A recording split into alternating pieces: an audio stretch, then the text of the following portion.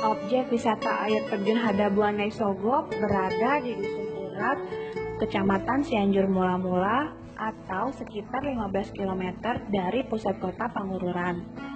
Air terjun Hadabuanai Sogok memiliki ketinggian sekitar 15 meter, airnya dingin dan bersih membuat kegiatan mandi atau bermain air lebih menyenangkan. Untuk mencapai objek wisata ini, kita dapat menempuh dengan jarak 20 menit dari Menara Pandang Tele.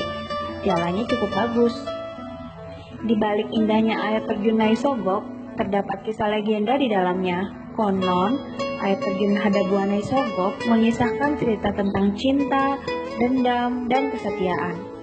Kita juga dapat berselfie dengan background bebatuan purba di kawasan air terjun ini. Indah bukan air terjun Hadabuanai Sogok? Ayo ke Samosir.